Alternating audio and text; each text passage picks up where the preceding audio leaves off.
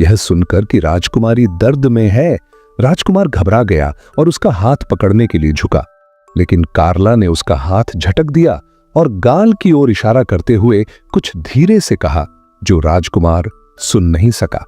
राजकुमार ने पूछा कि दर्द कहां है, कब शुरू हुआ, क्या मैं दासी को बुलाऊं?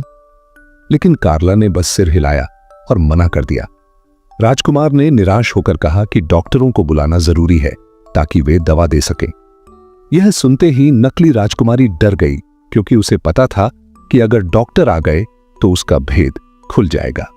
डर के मारे वह अपनी मां की हिदायत भूल गई और कबूतरों की चहचहाहट को अनदेखा करते हुए चिल्ला उठी, गंदे जानवर, गंदे जानवर।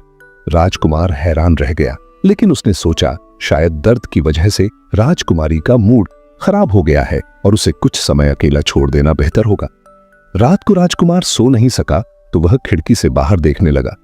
उसे लगा कि वह समुद्र से निकलती हुई एक लड़की को देख रहा है, जिसके सिर पर गुलाबों का हार था और वह फैलाए हुए हाथों से महल की ओर बढ़ रही थी। यह चेहरा उसकी पत्नी जैसा ही था।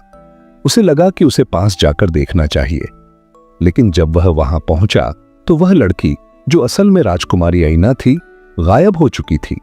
उसे विश्वास नहीं हुआ कि उसने वास्तव में कुछ देखा था या यह उसकी आंखों का भ्रम था।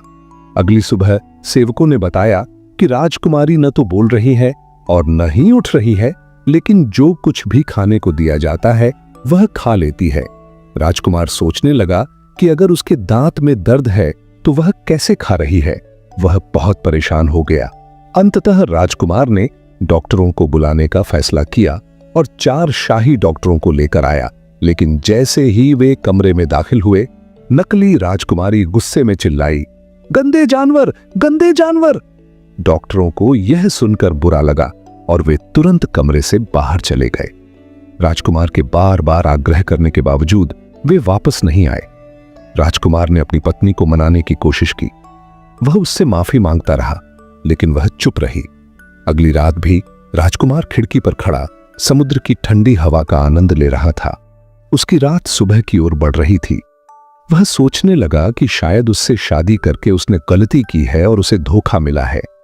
एक सीधी सादी कोमल दिल वाली लड़की कुछ ही दिनों में इतनी बदतमीज और जिद्दी कैसे हो गई? अगर उसका व्यवहार नहीं बदला तो उसे दरबार से बाहर करना पड़ेगा। वह इन्हीं विचारों में खोया हुआ था कि उसकी नजर समुद्र पर पड़ी और वहां वही लड़की पहले की तरह खड़ी थी। मेरा इंतजार करो, मेरा इंतजार करो, वह अनायास चिल्ला उठा। जब वह किनारे पर पहुंचा तो वह गायब हो चुकी थी। राजकुमार को सुबह शहर से बाहर जाना था। वह अपनी पत्नी को देखे बिना चला गया। उसने सोचा शायद वह कल तक होश में आ जाएगी। जब वह रात को देर से महल लौटा तो अंदर जाने की बजाय सीधे समुद्र के किनारे गया और एक चट्टान के पीछे छुप गया। उसने देखा कि वही लड़की समुद्र से बाहर आ रही है। राजकुमार तुरंत कूद पड़ा और उसका हाथ पकड़ लिया। वह डर गई और पानी में वापस जाने की कोशिश करने लगी, क्योंकि उस पर भी जादू था, लेकिन राजकुमार ने उसे मजबूती से पकड़ लिया। तुम मेरी असली पत्नी हो और मैं तुम्हें कभी जाने नहीं दूंगा। यह शब्द उसके मुंह से निकलते ही उसने देखा कि वह एक खरगोश को पकड़े हुए है।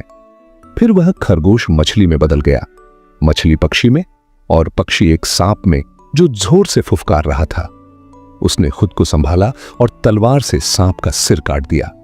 जादू टूट गया और राजकुमारी उसके सामने थी, पहले की तरह सुंदर, सिर पर फूलों का हार और पक्षी खुशी से चहचहा रहे थे। अगली सुबह सौतेली मां मरहम लेकर महल पहुंची और बेटी की जुबान पर लगा दिया। अब बताओ क्या हुआ? उसने गर्व से पूछा। गंदे जानवर, गंदे जानवर, बेटी ने वही वाक्य दोहराया। मां निराशा में रोने लगी। उसी समय राजकुमार अपनी असली पत्नी के साथ भीतर आया। तुम दोनों मौत की हकदार हो, उसने कड़े लहजे में कहा। अगर फैसला मेरे हाथ में होता तो मैं यही सजा देता, लेकिन राजकुमारी ने तुम्हारी जान बख्शने की गुजारिश की है, इसलिए तुम दोनों को एक वीरान द्वीप पर भेज दिया जाएगा जहां तुम सारी उम्र कैद रहोगी।